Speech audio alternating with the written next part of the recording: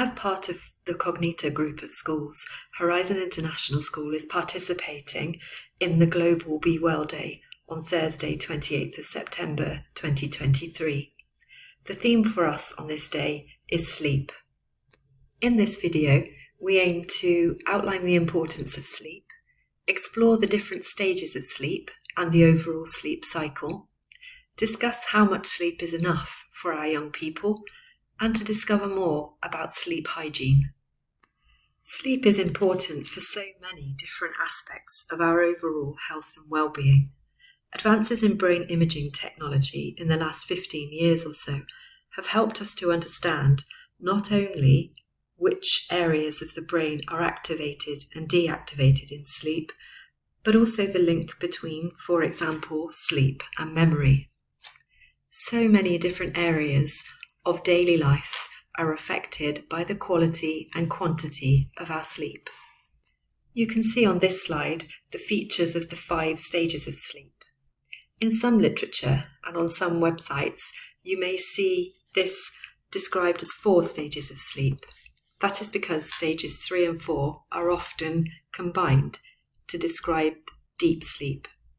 Stages 1 to 4 are collectively called non-REM sleep, and stage 5, which is associated with dreams, is known as REM or rapid eye movement sleep.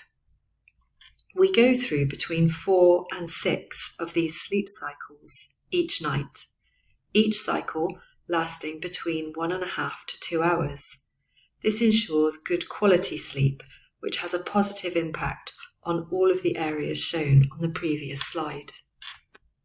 It is worth referencing afternoon naps at this point. The evidence is mixed on the benefits of napping. However, recent evidence suggests naps should be limited to between 15 and 30 minutes. Any longer, and we get into deep sleep, which is very difficult to wake up from and will often leave us feeling groggy and disorientated. Napping, obviously, also affects how tired we are later on in the day and could result in insufficient cycling through the stages of sleep at night. On this slide, you can see the number of hours of sleep needed by age. Schools in Dubai and the UAE more widely start much earlier than in many other parts of the world. It is essential as parents to work back from the time your children get up to the required bedtime needed to ensure they get enough hours of sleep each night. Adolescents need a special mention here. Melatonin is a hormone produced by the brain in response to darkness. It helps to regulate our biological clock and helps to make us go to sleep at a reasonable time. Teenagers' brains produce melatonin some 2 to 3 hours later than younger children and adults. Parents of teenagers often struggle to get them to go to bed on time. This isn't because teenagers are being deliberately difficult. In an ideal world, teenagers would sleep as late as 11 p.m. or even midnight and wake around 9 or 10 a.m. in the morning.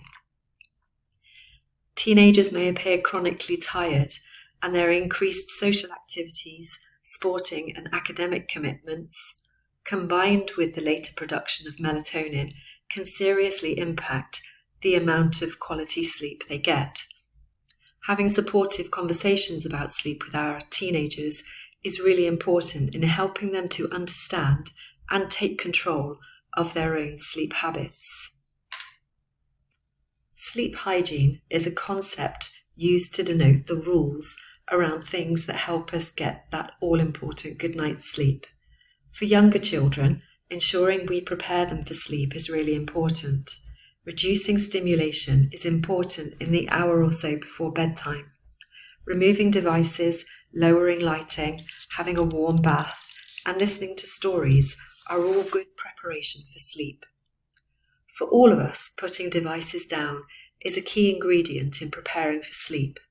The blue light emitted by devices can inhibit the production of melatonin, the hormone needed to induce sleep. Especially important for our teenagers, who are more likely than others to use their device and whose production of melatonin is already lagging behind by at least a couple of hours. Recent research has pointed to the importance of sleeping and waking at the same time each day. Our body runs on circadian rhythms, roughly 24-hour cycles. If we sleep and wake at the same time each day, even at the weekend, our body is programmed to operate more efficiently and optimally. Our poor teenagers once again suffer the most as a result of this, with what's been called social jet lag. This is a relatively new term to describe that tired, groggy feeling that comes about through erratic and inconsistent sleep schedules. All of our children, and indeed us as adults, benefit from healthy, good quality and good quantity sleep.